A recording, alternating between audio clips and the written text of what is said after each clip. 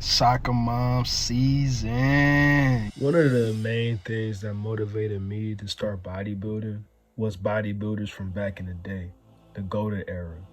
You talk about the 60s, the 70s, and the 80s. Bodybuilders like Frank Zane, Arnold Schwarzenegger, Franco Columbu, Lou Ferrigno, to Lee Haney, Tom Platz, you name it, all the best of the best. The thing that made the golden era so unique and respected even till this very day, focus was aesthetics, symmetry, just looking like Greek sculptures.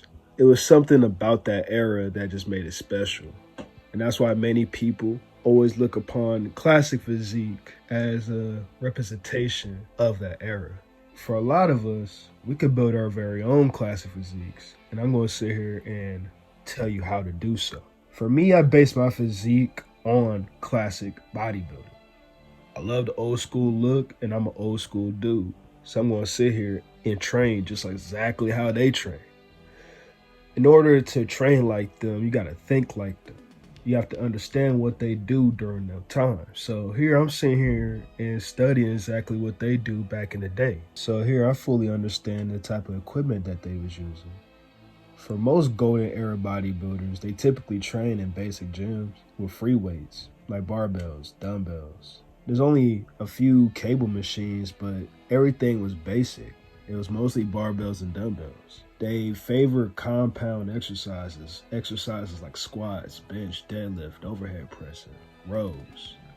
They will use isolation exercises and hit any other exercises in different angles to target the muscle and hit the muscle differently. The key is this. They all did basic exercises and got better at the exercises. Everybody had different philosophies of training. If you master the free weights, you master the basics, period, you will see growth. You will see your body change.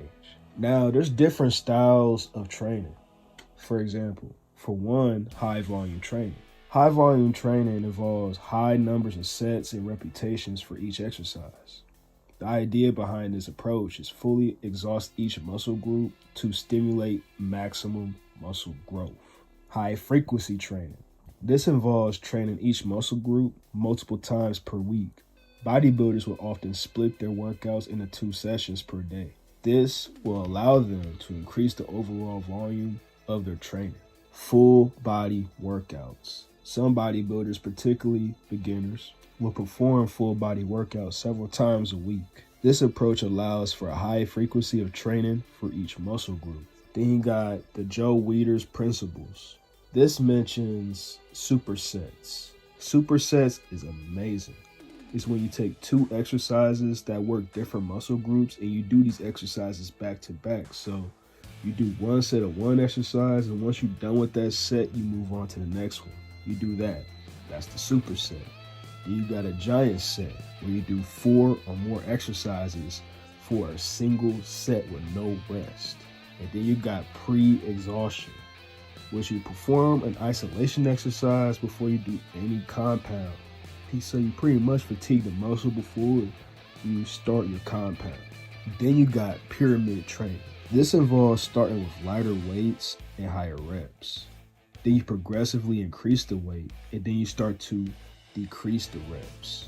This was a common method used to increase strength and muscle size.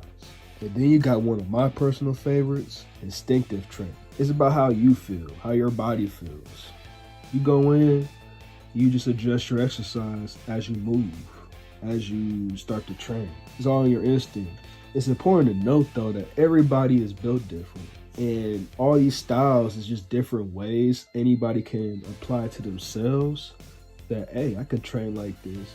And you can see all kinds of results once you apply it to yourself. If you want to create an old school bodybuilder look just like those in the 70s and 80s, understand when you come in, you got to come in with a goal in mind. I want to look good. I want that soccer mom bod. So if you want that look, master the basics, the compounds, the free weights, the dumbbells, the variations of each of the compound exercises. Once you get good at benching, squatting, deadlifting, rowing, and then you start to throw in variations of those exercises, you will start to notice your body changing right in front of your eyes, and you start to look more aesthetic. Now let's talk about the nutrition side of things. The nutrition is something so basic, but highly effective. And this is something that even for me, I apply to myself. A high protein, moderate fats, and carbohydrates. Nothing crazy. See, you focus on foods that got high in protein. That's good for muscle recovery. Carbohydrates and fats, that's what's going to help to fuel us to go to the gym. It's going to help us go harder. The main thing is keeping those calories under control. You can't be overeating. That's the secret, is to remain lean so that way you can show off the symmetry, to show off the muscles, to show off the aesthetics. And in order to stay lean, you got to make sure that, hey, your calories is on check. These guys, they made sure their nutrition was on check to the point they got it on pencil. They got it on paper and pencil, bro. Got that pencil, start writing their notes down. Start writing their macros. But if you start focusing on foods that's good for you, that's going to bring you fuel to the gym, to master the basic exercises, hey man, that's going to literally change you. Watch. A typical golden era workout routine might look like something like this. So let's say day one, you got chest and back, bench press, 5 sets of 8 to 12 reps. Rest for 90 seconds between each set. You focusing on lowering the weight slowly, and then you press it up explosively. See, that's how you bench, bro. You go down slow, and then you explode up. And that's how you do any other exercise. It's about the mind, the muscle connection. You're not going through the motions. You're not just dropping the weight, or you just trying to move heavy weight. You're trying to understand the weight. You got to understand your muscles, how it works under that weight. Talk to it, mind to muscle connection. Slowly go up, control that weight down, control that weight up, or explode that weight up. So you got bench press, incline dumbbell press, bent over barbell levels, and wide grip pull-ups. If you do 4 to 5 sets, 8 to 12 reps, you rest for a minute or so, you do that for weeks on end, hey, watch how your whole upper body change. How about they train their legs? Listen, man, all-time basics, man. Squats. Squats is literally king. Squats will literally change your entire physique. Stiff leg deadlifts, really focus on the posterior chain. Then, of course, they be busting the calf raises to really get those big old calves. Leg raises to really focus on the core. And honestly, back in the day, a lot of old school bodybuilders use leg raises. Then you got shoulders and arms. The almighty overhead press, nothing can beat it. That's what's going to really build those boulder shoulders. Lateral raises, barbell curls to really just pump up the biceps. Tricep push downs to really show off the triceps. As you hear all these exercises, do you hear how basic these exercises is? Once you got your exercise selection down and then you really got it flowing, your body in symmetry is going to flow. It's going to show it. It's going to really show. I'm telling you, once you flow in the gym, you be consistent, and you consistently busting these exercises over and over 3, 4, 5 times a week. If you got that mindset, watch how your body change right in front of your eyes.